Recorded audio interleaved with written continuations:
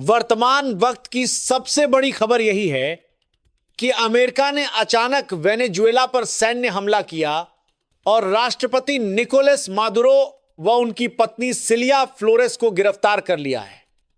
White house ने इसे एक सफल व्यापक अभियान बताया जिसमें वेनेजुएला के कई हिस्सों में बमबारी की गई और राजधानी काराकस में बड़े पैमाने पर विस्फोट हुए।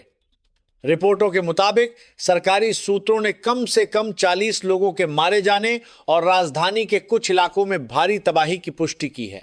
यह हमला उसी समय हुआ जब चीन के विशेष दूत वेनेजुएला की राजधानी में मौजूद थे और राष्ट्रपति मादुरो के साथ 3 घंटे तक बातचीत कर चुके थे। चीन के एक वरिष्ठ अनुसंधानकर्ता ने अल जजीरा को बताया कि एक चीनी प्रतिनिधिमंडल ने घटना से कुछ घंटे पहले वेनेजुएला के अधिकारियों से मुलाकात की थी और बीजिंग को वॉशिंगटन की रणनीतिक महत्वाकांक्षाओं की जानकारी थी। बावजूद इसके 2 देशों के बीच वार्ता खत्म होते ही अमेरिका ने अचानक हमला कर दिया। अमेरिका की इस कार्रवाई से सीधे तौर पर चीन को संदेश देने की कोशिश लग रही है। वेनेजुएला चीन का सबसे बड़ा तेल आपूर्तिकर्ता है और अल जजीरा की रिपोर्ट के अनुसार चीन वेनेजुएला के कुल आयात का लगभग 4-5% तेल यहां से लेता है। यानी भले ही यह चीन की समग्र तेल खपत का बड़ा हिस्सा न हो, मगर संघर्ष के इस मोड़ पर चीन का खास हित इसमें जुड़ा हुआ है। ट्रंप प्रशासन ने हमले की वजह ड्रग्स और आतंकवाद तक फंसा दी है, मगर तथ्य बताते हैं कि अमेरिका में फेंटानिल जैसी नशीली दवाओं का सबसे बड़ा स्रोत मैक्सिको है और कोकेन का सबसे बड़ा स्रोत कोलंबिया। विशेषज्ञों का कहना है कि वेनेजुएला का अमेरिका में ड्रग्स की समस्या में योगदान अत्यंत मामूली है। यह वैसा ही है जैसे 2003 में इराक पर हमले से पहले सद्दाम को वेपन ऑफ मास डिस्ट्रक्शन का दोषी बताना जाए, वो बाद में झूठ निकला। दूसरी तरफ इस हमले ने अमेरिका चीन संबंधों को पूरी तरह तनावपूर्ण मोड़ पर ला दिया है। चीन ने तुरंत आक्रामक बयानबाजी की है। चीनी विदेश मंत्रालय ने बयान जारी किया है कि वो वेनेजुएला के राष्ट्रपति और उनकी पत्नी की सुरक्षा सुनिश्चित करे, उन्हें तत्काल मुक्त करे और सरकार को उखाड़ने की कोशिश बंद करे। चीन ने इसे अंतर्राष्ट्रीय कानून का साफ उल्लंघन कहा है। वहीं विश्लेषक मान रहे हैं कि चीन की प्रतिक्रिया कलात्मक और कूटनीतिक ही होगी। सैन्य कदम उठाना चीन के लिए व्यावहारिक नहीं है क्योंकि उसके पास अमेरिका जैसी वैश्विक सैन्य मौजूदगी नहीं है। रूस ने भी अमेरिका के कदम की तीखी निंदा की है। रूसी विदेश मंत्रालय ने आग्रह किया है कि निकोलस मादुरो और उनकी पत्नी को तुरंत रिहा किया जाए। उन्होंने वेनेजुएला के संविधान और संप्रभुता का सम्मान करने की बात कही है और चेतावनी दी है कि रूस वेनेजुएला के बोलिवियाई नेतृत्व का पूरा समर्थन जारी रखेगा। रूस का कहना है कि अमेरिका ने एक स्वतंत्र राज्य की संप्रभुता का उल्लंघन किया है। दूसरे शब्दों में अमेरिका का यह हमला रूस, संघ और चीन के लिए एक चेतावनी संदेश भी है। वैश्विक मैंडेट के नाम पर कहीं भी कार्रवाई करने का रास्ता खोलना है। दुनिया के अन्य हिस्सों की प्रतिक्रियाएं भी मिली जुली हैं। यूरोपीय संघ ने जोर देकर कहा है कि मादुरो की वैधता वास्तविक नहीं है, पर किसी भी दशा में अंतर्राष्ट्रीय कानून का पालन होना चाहिए। ईयू की विदेश नीति प्रमुख ने ट्विटर पर लिखा, ईयू बार बार कह चुका है कि मादुरो को वैधता नहीं है और शांतिपूर्ण संक्रमण की पैरवी करता है। सभी हालात में अंतर्राष्ट्रीय कानून और संयुक्त राष्ट्र चार्टर का सम्मान होना चाहिए। दूसरी ओर लैटिन अमेरिका के देशों में भी पोलराइज्ड रुख देखा जा रहा है। ब्राजील के राष्ट्रपति लुइस इनासियो लुला दा सिल्वा ने इसे वेनेजुएला की संप्रभुता पर गंभीर हमला और भयावह मिसाल बताया। उन्होंने इस घटना को अस्वीकार्य रेखा पार करने वाला कदम कहा और संयुक्त राष्ट्र से कड़ी प्रतिक्रिया की मांग की। कोलंबिया के राष्ट्रपति गुस्तावो पेट्रो ने बॉर्डर पर सैनिकों को सक्रिय करते हुए भी हमले की निंदा की है। एक वीडियो संदेश में उन्होंने नागरिकों पर हमले का जिक्र करते हुए आपात बैठक बुलाने की मांग की है।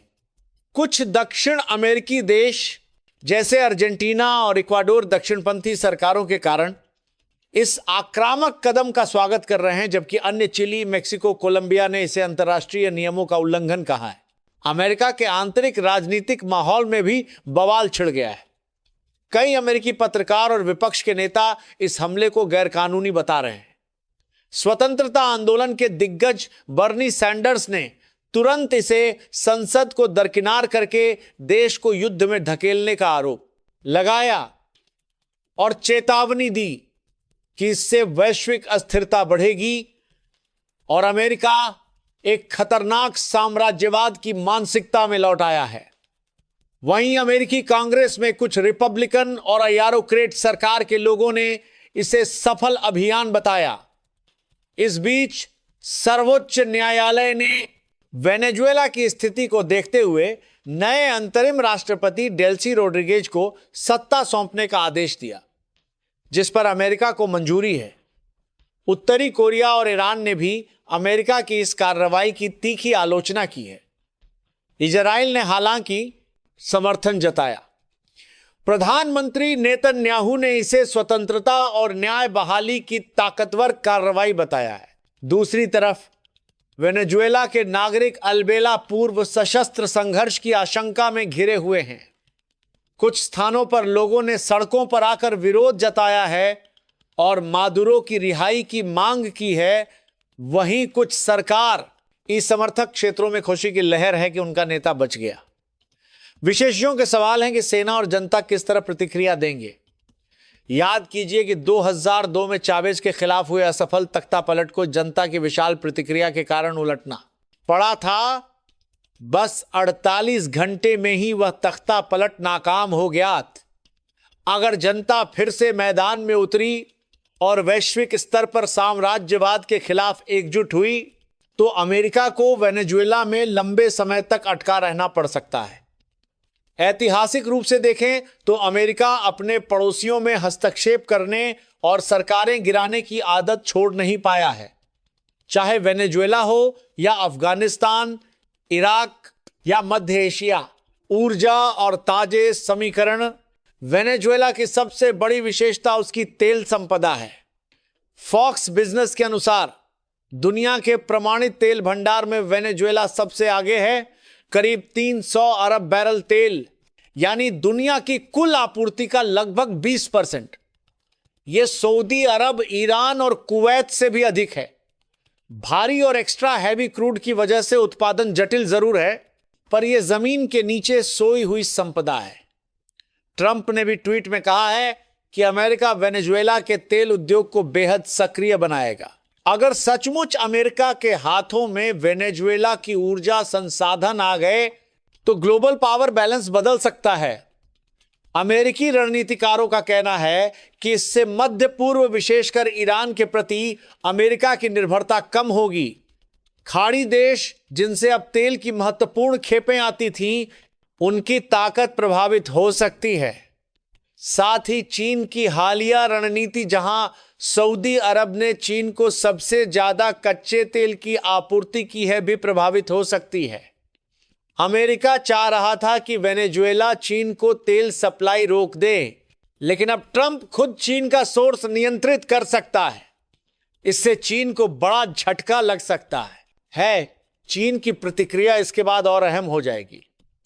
भले ही चीन सैन्य मोर्चे पर सामने न आए, लेकिन प्रतिवाद के विकल्प पर सभी की नजर टिकी हुई है। बीते सप्ताह चीन ने वादा किया था कि वह वेनेजुएला की हर तरह मदद करेगा। अब देखना है वह इसे कितनी मजबूती से निभाता है। केवल बयान देने से काम नहीं चलेगा, कहते हैं। खैर, अमेरिका ने यह संदेश चीन को स्पष्ट भेज दिया है कि वह वैश्विक ऊर्जा आपूर्ति जंजीरों में दखल देना चाहता है, अपने हितों की सुरक्षा के नाम पर। एक बड़े परिप्रेक्ष्य में देखें तो ट्रंप की यह कार्रवाई लोकतंत्र बहाली के बड़े बयान से बिल्कुल उलटी है। ट्रंप ने खुद चुनाव प्रचार में कहा था कि अमेरिका दूसरे देशों में सरकारें गिराने का काम नहीं करेगा और शांति का राष्ट्रपति है। पर इस हमले से साफ हो रहा है कि असल मकसद ऊर्जा संसाधनों पर नियंत्रण बनाना है। अगर वेनेजुएला में दीर्घकालीन संघर्ष हुआ तो अमेरिका को वहीं फंसे रहना पड़ सकता है, जैसा अफगानिस्तान में होना पड़ा। लैटिन अमेरिका में सामूहिक प्रतिरोध उभर सकता है जो सिर्फ वेनेजुएला तक सीमित नहीं रहेगा। आज का नजरिया यही है। एक और अमेरिका कह रहा है नियमों के मुताबिक विवाद सुलझाओ, दूसरी ओर उसने एक संप्रभु देश पर पहाड़ जैसा हमला कर दिया। क्या यह लोकतंत्र के मानदंडों के अनुरूप है? क्या अमेरिका में देश के नेताओं ने स्वीकृति दी है? कुछ पत्रकार याद दिला रहे हैं कि यदि नार्को टेररिज्म के नाम पर किसी भी देश में दखल की इजाजत है तो याद रखिए ट्रंप ने हॉन्डुरस के राष्ट्रपति को ड्रग्स तस्करी के आरोप में माफी दी थी। क्या यह सब दोहरा रवैया नहीं? अभी के लिए वेनेजुएला ने सुरक्षा परिषद में आपात बैठक बुलाने की मांग की है, लेकिन उसे पता है कि वास्तविकता में कौन शासक है। ईयू ने अपने बयान से कहा है कि हम शांतिपूर्ण तरीके से संवैधानिक प्रक्रिया की पैरवी करते रहेंगे। मतलब अमेरिका जैसा चाहे वही करेगा। और वेनेजुएला के रक्षा मंत्री ने तो साफ कह दिया कि अमेरिकी सैनिकों की हर उपस्थिति का विरोध करेगी और मरने वालों की गिनती जारी है। दोस्तों, आने वाले दिनों में इस हमले के तर्क गढ़ने की होड़ शुरू हो जाएगी। ड्रग्स तस्करी, मानवाधिकार, ईरान और चीन को धमकाने का बहाना। लेकिन एक अहम सवाल हमेशा याद रखना होगा, क्या सिर्फ वॉशिंगटन की मर्जी से विश्व की शांति कानून से पहले है? अगर ट्रंप को वेनेजुएला के राष्ट्रपति को गैरकानूनी मानते हुए हटाने का अधिकार है तो क्या चीन ताइवान के नेता को खुद हल्का करके लेकर चले जाएंगे? क्या रूस यूक्रेन के राष्ट्रपति को उठा लेगा? अंतरराष्ट्रीय मंच पर ऐसे मानदंड कब तक चलेंगे, यह तो आगे दिखेगा। अभी तो दुनिया भर में गूंज है कि अमेरिका ने एक मित्र देश पर हमला किया है। हम देश विदेश के नेताओं की प्रतिक्रियाएं देख रहे हैं और यह भी साफ है कि ऊर्जा की वैश्विक राजनीति में अब तक की सबसे बड़ी हलचल आने वाली है। 300 अरब बैरल तेल के कंट्रोल के लिए हर खिलाड़ी तैनात होने जा रहा है। आखिरकार इस खेल में जीत कौन हासिल करेगा? अमेरिका, चीन, रूस या वेनेजुएला के लोग? यह वक्त बताएगा। हमें यह ध्यान रखना होगा कि लोकतंत्र नाम की आड़ में शक्तिशाली देश ऊर्जा पर कब तक अंधेरी नीति चलाएंगे।